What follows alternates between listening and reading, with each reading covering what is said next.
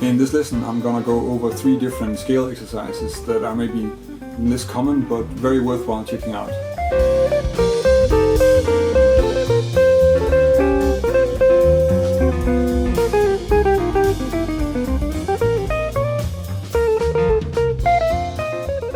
What I'm going to do in this lesson is I'm going to take this position of the C major scale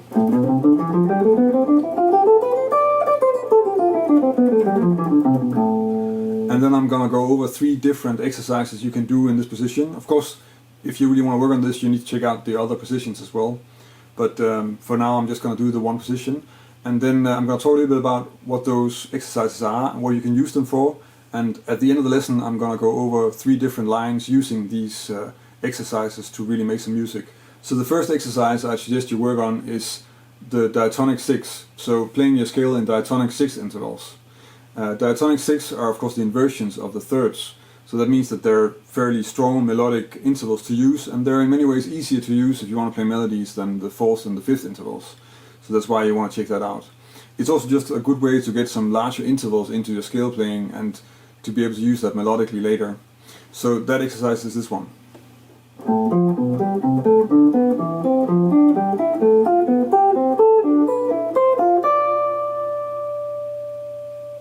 The second exercise is in some ways maybe 2 exercises, because what I would suggest you do is, once you've checked out some intervals, you need to check out how to play diatonic triads in any scale position anywhere on the neck. And in this case I would say try to play your triads in inversions. And the exercise that I'm going to go over now is just to play diatonic triads in the first inversion, but you probably want to check out the second inversions as well. They're very common, and there are a lot of melodies using inverted triads, and they're very strong melodies, so they're very worthwhile to have in your vocabulary.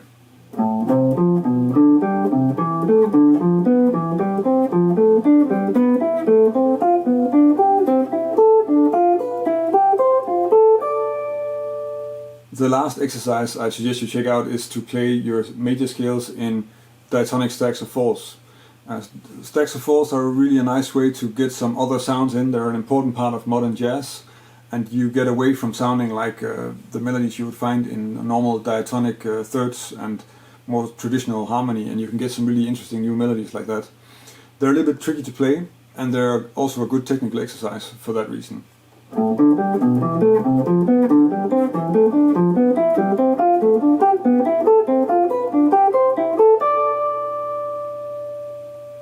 You should notice that since I'm playing 3 notes per string patterns here in my major scale, I get some fairly predictable fingerings, and that makes it a little bit easier to come up with these structures. But if I used a cage system kind of position, then some of the stuff would be easier to play because it's a little bit less stretchy. But at the same time you get some less predictable fingerings. So there are like pros and cons, and I think whatever you do, like, you have to just try out and see what works for you. That's the easiest way to work with it. I kind of find myself going back and forth and use both, and it'll be a little bit almost the time of the day, or if I'm more warmed up or not, what I use. So it's not so important if you use one or the other, but I think it's a nice thing to just be aware of when you check this out. Another thing you need to be aware of is that when you check these things out, try to keep a good track of what you're playing. So if you're playing first inversion triads, then know what the root is, even if you're not starting on it. Know what the chord is you're playing, so that you can use it, because that's what you're going to need once you start making music with it, as I'm going to be doing in these 3 examples. The first example sounds like this.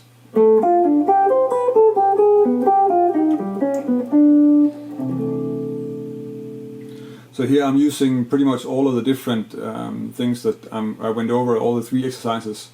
And on the D minor, I start out with this 6 interval, and then we continue.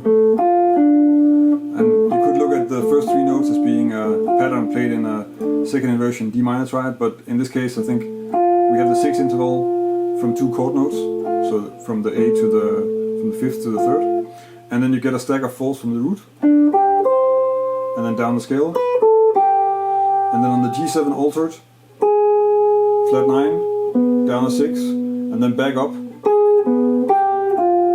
and then a similar pattern, so I'm going from the E flat down a 6 to the G, and then back up, and then I'm resolving that to the 9, which is a D on the C major 7. The second example sounds like this.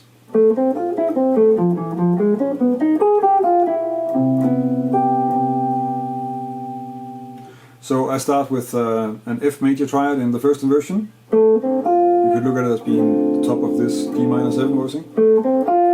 Then I'm running down an F major 7 arpeggio, so the arpeggio from the third of the F, the D.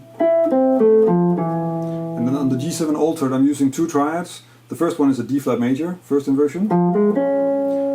And of course D flat is the tritone of G7, so in that way it's related to the G7 altered. And then an A flat minor triad. And I'm just resolving that stepwise down to the third of C major.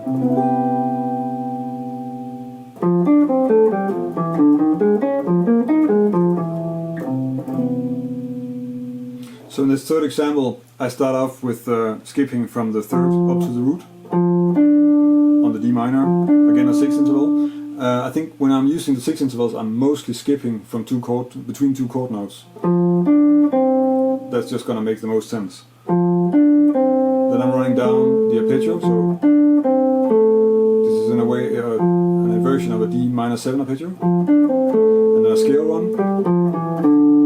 And then on the G7 altered, I'm using two stacks of fourth, so this one from the E flat and this from the F, and it's like up one, down the other. And then I'm skipping up to the A flat, down to the F, and then resolving to the third of C, which is an E. That was 3 different exercises that you can check out and maybe get some new melodic ideas and some interesting turns in your lines with. If you work on this, you probably want to do it in several positions, as I mentioned, and you also want to be aware of what notes you're playing and exactly what chord or what kind of structure you're playing, so that you have an easier time applying it when you're trying to make lines with it. If this is the first time you see one of my lessons, then you can of course subscribe to my channel. There's a new lesson every Thursday, and I've been doing this for quite some time, so I already made quite a few lessons, and they're all on my YouTube channel, so if you subscribe you stay up to date.